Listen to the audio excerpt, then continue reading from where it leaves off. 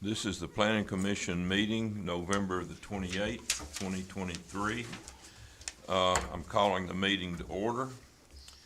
The first thing we will have is public comments. Mr. Hunt, is there someone you want to recognize in public comments? I'm going to, when we approve the agenda, I'm going to add something to the agenda. Okay. And then I'll ask to let those individuals that want All to right. speak to it. Any public comments from the crowd? Okay. I'll ask for approval of the previous minutes. Do I have a move motion? to approve the minute. Do I have a motion? I move to approve the minute. I Dennis, second. I've got a motion by Dennis, I second. second by Randy to approve the previous minutes. All in favor say aye. Aye. Opposed? All right, I'm going to ask for an approval of the agenda. Mr. Hunt, this where you I'd want like to come to in? amend in the line that says other. We have two individuals that would like to speak to us regarding specifics in our zoning resolution that they would probably be asking to change. I'll let them speak to it. Okay, But that would be Commissioner Tim Brown and our favorite surveyor, Nick Northcutt. okay. That's debatable. Do I have a second to that, to adding that to the agenda? I second. Ms. Carroll seconds. That being seconded, I will hear a motion for approval of the agenda As amended, right? as amended. That's correct. Do I have a- move to approve the agenda Dennis approved as to amended. approve the agenda. Do I have a second? I'll- Randy I'll seconds. second. All in favor? Aye. Aye. All opposed? No opposed. The first item on the agenda is a preliminary final plat on Adams Road, map 101, parcel 005.38. Do we have someone here? That's me. It's our favorite guy. You didn't have that. Yeah, great to see y'all this evening here, getting some business done, so good to see you. Oh, thank you. So basically what this is our clients are just wanting to do a 4-lot division of their property out in the Hillsborough area. They're kind of off of the old Hillsborough Highway on a road called Adams Road. And so basically we're kind of limited on our road frontage right here. So, you know, it just worked out better to kind of do the flag lots in this situation.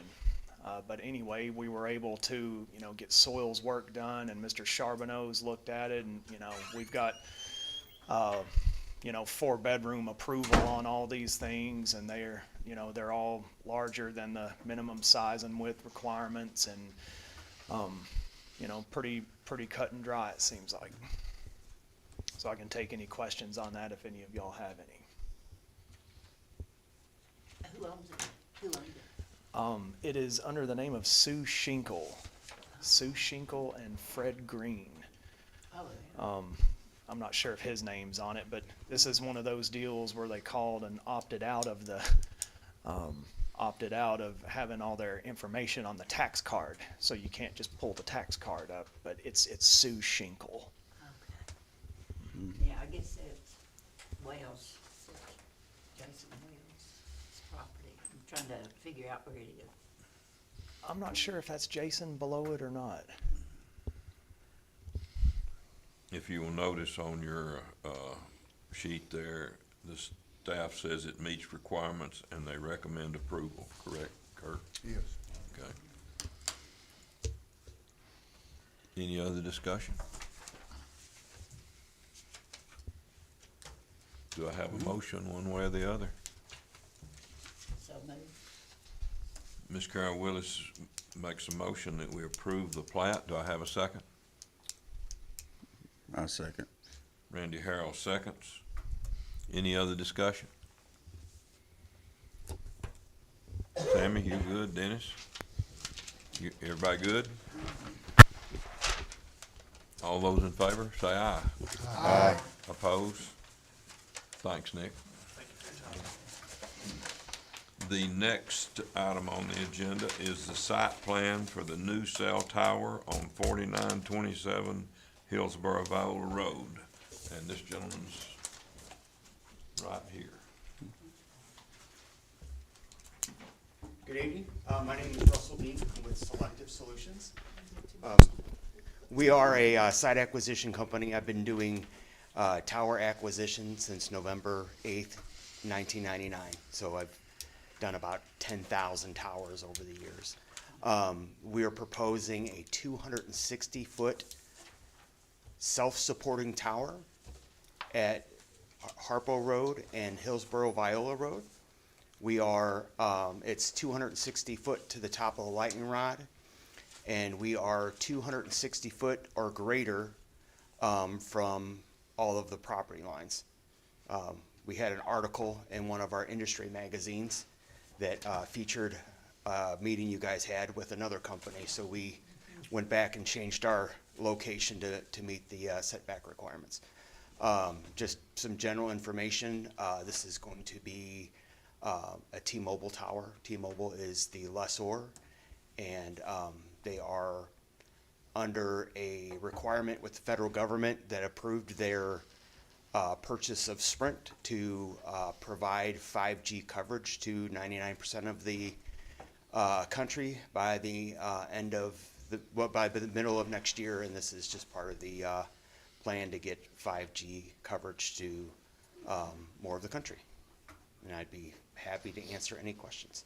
The landowner is Sylvia Conrad Hill. We've been working with her for about a year, and she's very much looking forward to the benefits of having the tower up. Any questions? No questions? Well, you must have done a really good job. We had some back and forth. And I would tell you, your staff is thorough. I mean, like I said, I've been doing this for 25 years, and you know, we kind of have the don't let perfection get in the way of good enough, and your staff has the exact opposite. They want perfection, and they demanded it. And I think we finally, at 8 o'clock last night, provided it. Hopefully. We don't get many brags on our staff. Yeah. No, you know, and We it's, know how good they are. Yeah, It's- we'll give 'em a hand. sometimes when they're difficult to deal with, it's because they're doing their job better than everyone else. Right. If I can get it through with no problem, then it's probably not what's best for the county. So, Right. Well, you got a good second sentence here. It meets requirements and the staff recommends approval. So, Yeah. are there any other questions? If there's not, I'll take a motion to approve. I move to approve this cell phone tower site. Dennis is making a motion to approve the cell phone tower. Do I have a second? I'll second it. Sammy Anderson is gonna second it. Any other discussion? All in favor, say aye.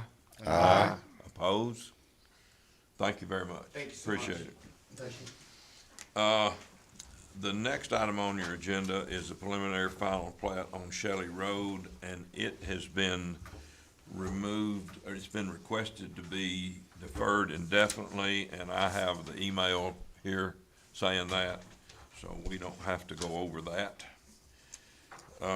Now we get down to other.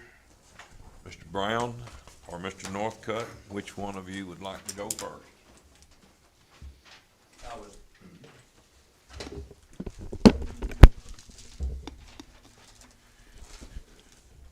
I would like to make a request on small pieces of property that's not gonna be turned into a subdivision, that the right-of-ways be cut down to 25 feet. Like, and I don't know if she's got an example, 760 Kill Road.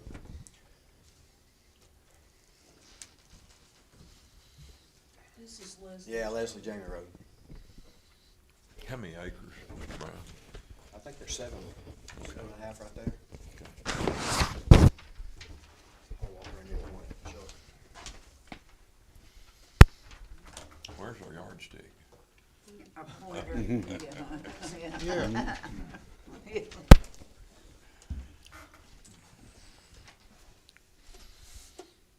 This is what's a subdivision here with the cul-de-sacs that ends here on this property. And just like a 25-foot right-of-way is what I'm looking for to go through to get back to this property.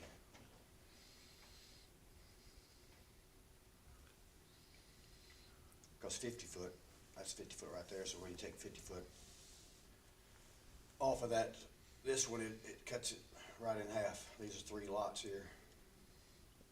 So I'm just asking if we could cut it down to 25 foot to access this property. And Dennis has done a lot of research on it through the state and the state laws. I'll clarify, I know what Tim is wanting to do. Right now, everybody needs to fully understand the difference between an easement and right-of-way. Right-of-way means you actually own the real estate. An easement is somebody's giving you permission to go across it. Right now, our zoning resolution requires, if you have a parcel that you need to get to by easement, we require a 50-foot wide easement. And I feel like that's excessive.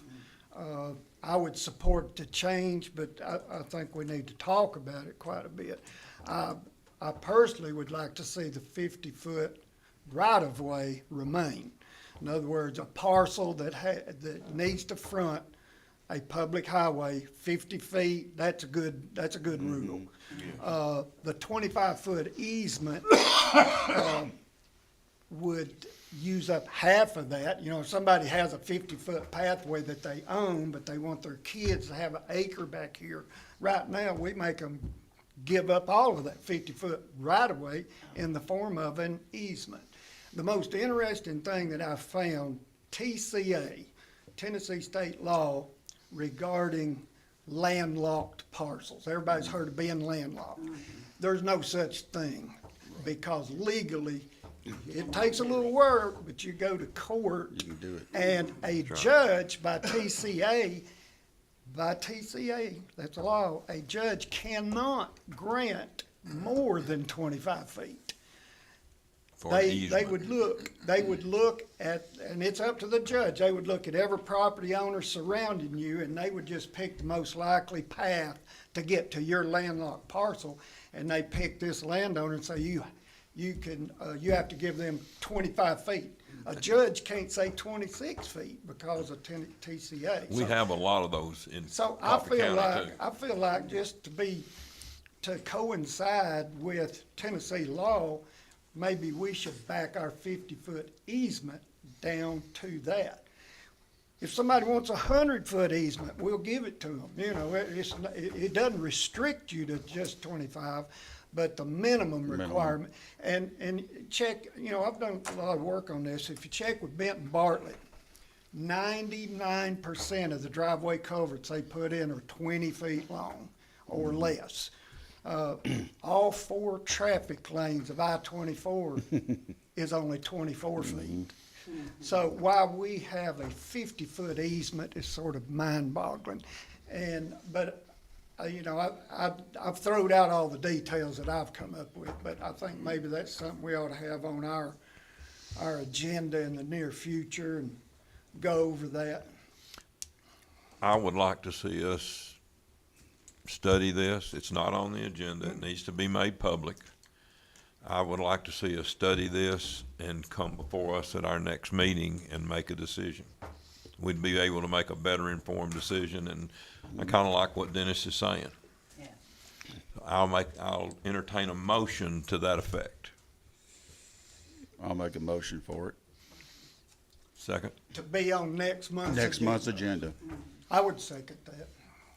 All right. Any other discussion? Tim? Now, here's another tract that's kind of similar. It's a almost 4-acre tract. If you done a 25-foot easement, then you could cut this off and, like Dennis said, give this to one of your children so they could have access to it, instead of cutting 50 foot off, because then 50 foot would run up there close to the house.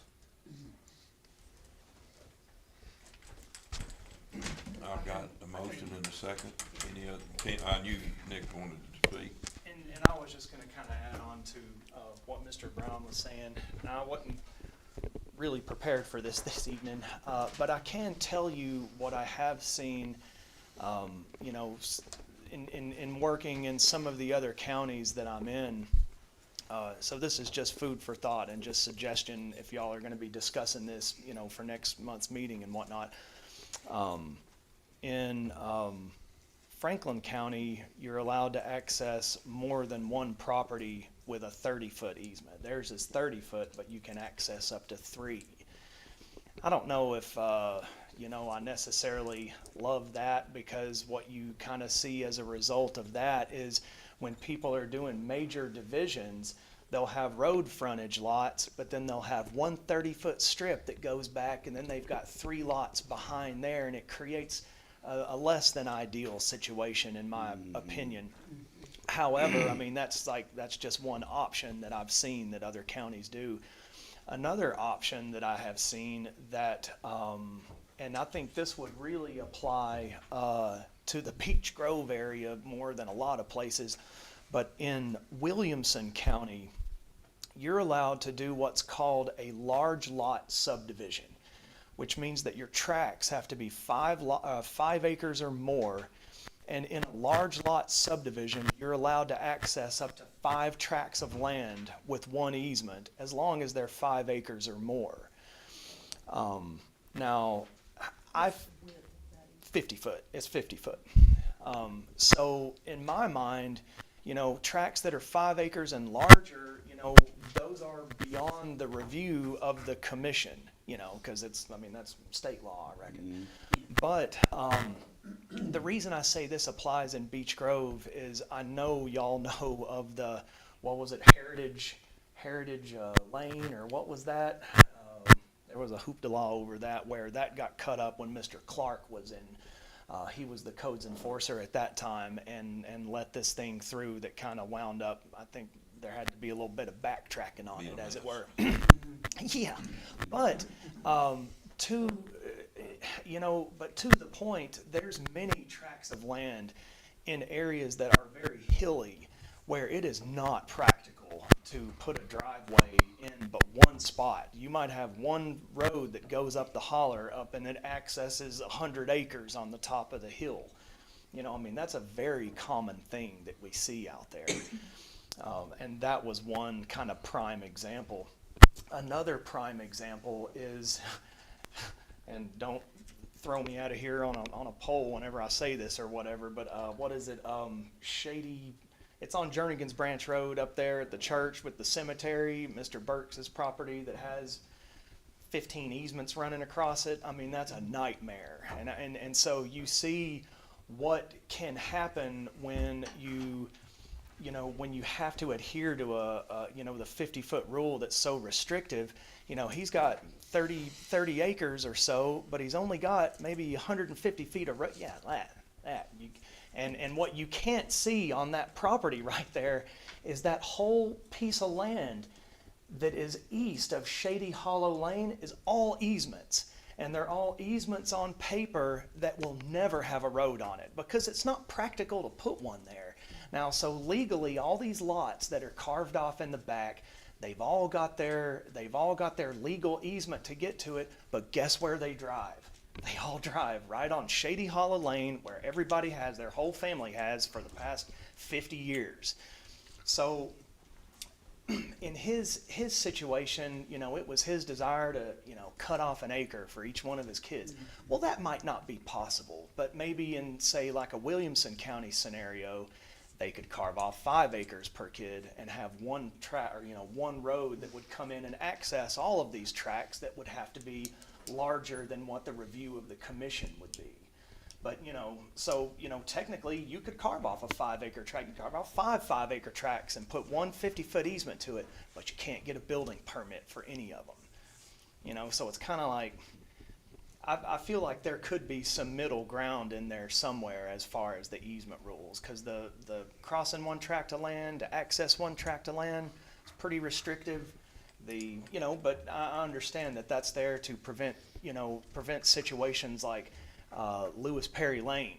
You know, we don't want another one of those. We don't want another General Breckenridge.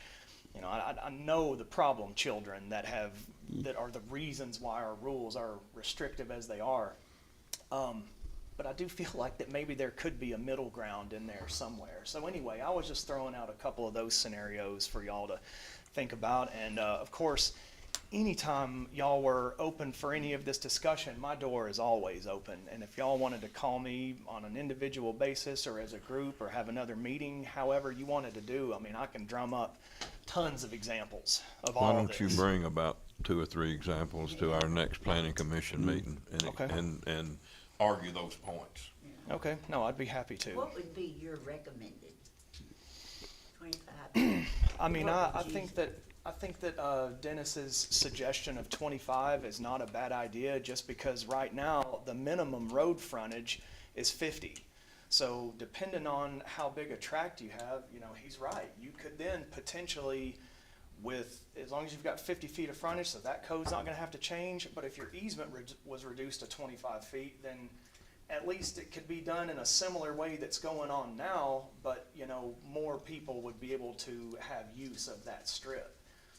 And the point that I've wanted to, that I've, beat my head against the wall with is there's county roads with 22-foot wide pavement surfaces and water lines and power lines and gas lines running down it that are 30-foot wide. So while one guy with one driveway would have to have 50 feet was kind of, just restrictive, But I like the idea of the 25 feet.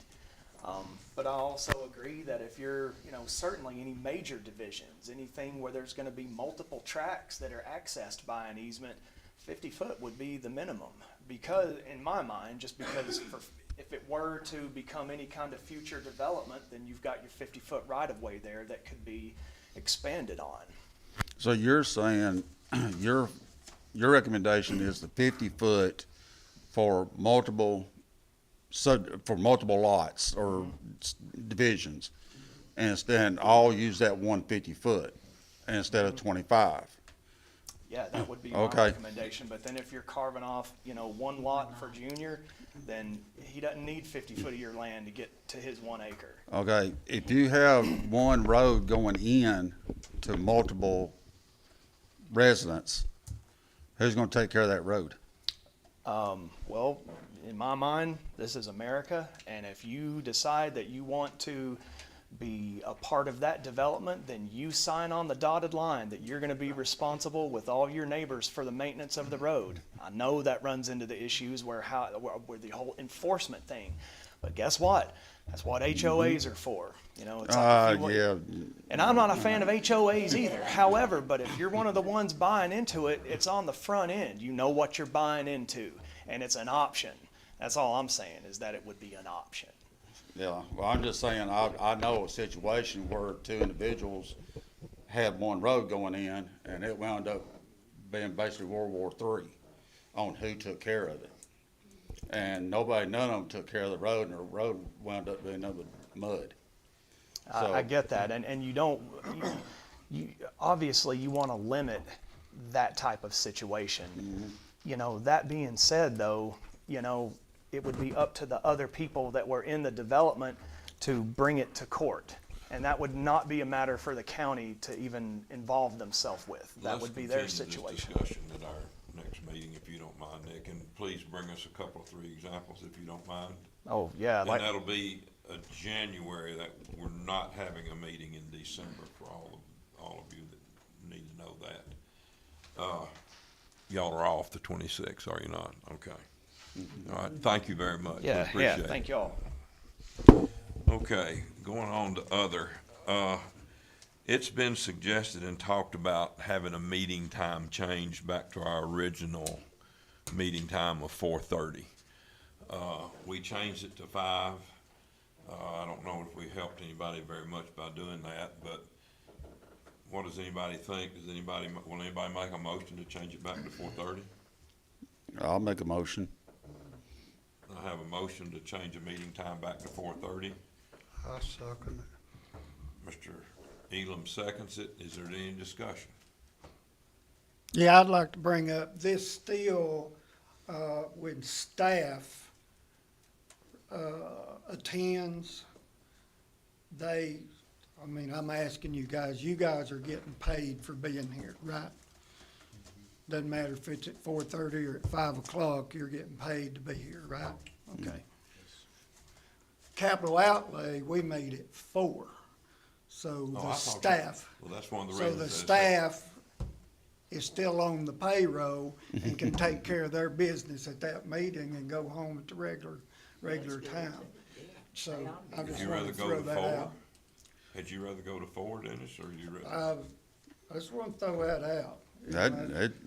Yeah, Hey, 4 would be better, Makes no difference to me. How about you guys? 'cause it's gonna get cold, It's gonna be dark if we do dark, it's 5. dark already. I make a motion that we move the Oh, meet, we need to rescind that other motion. right, yeah. Oh, he can change it. Okay. Okay. He can change it. I make a motion that If the we- person that seconded it doesn't have a problem. I don't have no problem with it, Hey, the earlier the better. All right, Randy. Yeah, I make a motion that we, change it from 5 to 4 o'clock, for our meeting time, Starting in January. starting in January. Do I have a second? Second. I've got a motion by Randy, a second by Ms. Carroll, that we change the meeting from 5 to 4. Any more discussion? I would like to clarify that Mr. Paul Elam had already seconded that Okay, motion. you're exactly Oh, right. okay. You're exactly We had right. a double. Hey, I Sorry, sec- Paul. Hey, I second again. It ain't no problem. All right, no more discussion. We're gonna take a vote. All in favor of changing it from 5 to 4, starting in January, say aye. Ah, Those opposed? Okay. I have one other item, and according to section 13.3.101J5, we kinda need to decide who we want next year for a trainer. And I'm suggesting that we have Sam Edwards come back, since he does Manchester also, and now he's just been hired by Tullahoma. Would anybody like to make a motion that we hire Sam Edwards, as our trainer for this next year? Ms. Carol Willis makes the motion that we hire Sam. Second, I'll second. Randy Harrell seconds. Any discussion? I might point out that Sam, has stood us in good stead. We call him anytime, and he always answers. He's given us great advice. He's still training Manchester as far as I know.